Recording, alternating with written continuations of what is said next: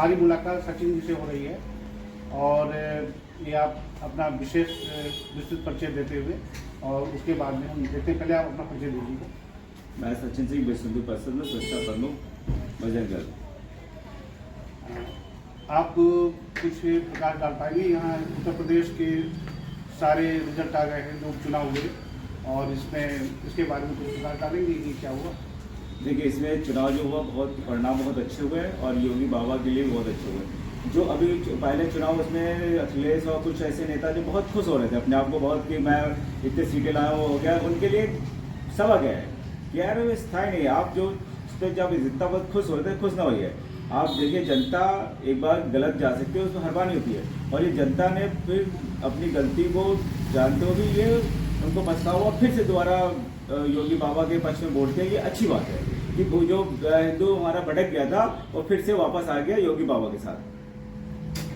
मतलब आपका कहने का अर्थ ये कि योगी जी का बहुत ही ज़्यादा असर पड़ गया है। देखिए, हम तो ये मानते हैं कि अगला हमारा प्रधानमंत्री योगी बाबा ही होंगे, इसलिए तो हम योगी बाबा को तो कहते हैं योगी बाबा का वर्चस्व है और वो योगी बाबा ही हमारे अगले प्रधानमंत्री बनेंगे मोदी के बाद। अगर कोई है दावेदारी प्रधानमंत्री का तो हमारी योगी बाबा है। ये हमारी ओर से बहुत बहुत शुभकामनाएं कि उत्तर प्रदेश से कोई भारत देश का प्रधानमंत्री फिर निकले। ठीक है, बहुत बहुत धन्यवाद। मैं राकेश कुमार श्रीवास्तव, किसान न्यूज़ से प्रमुख संवाददाता।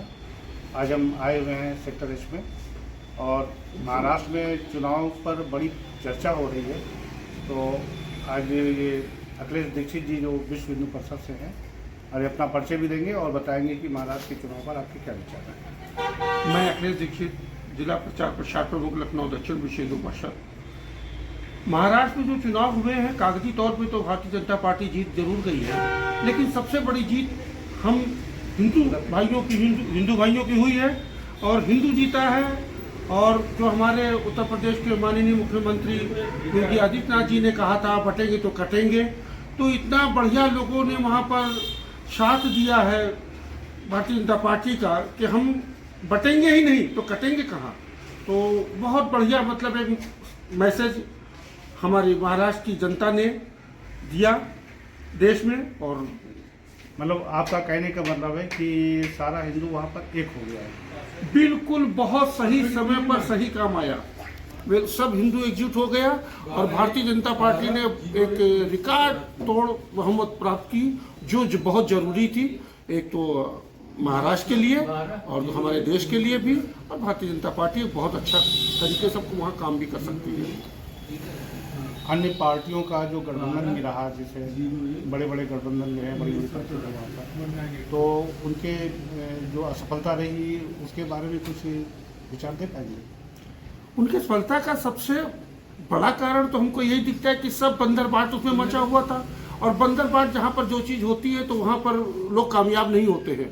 तो उन्हीं को जिस तरीके से उन्होंने अपने अपने प्लान बना रखे थे, चाहे वो शरद पवार जी हो या कांग्रेस हो या और जितनी भी गठबंधन पार्टियां थी, सब लोगों ने सोच रखा था मैं ये बनूंगा तो ये आ जाऊंगा, ये बनूंगा, तो सबके सपने सब धाराशाही हो गए, सारे सपने चकनाचूर हो गए और भारतीय जनता पार्टी ने प्रचंड बहुमत से जीत दर्ज करी।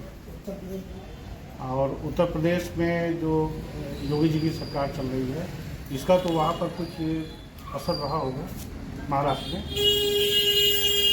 असर हमारे माननीय मुख्यमंत्री योगी आदित्यनाथ जी का ही असर इतना रहा कि उन्होंने एक ही नारा यहाँ से वहाँ भेजा, बटोगे तो कटोगे।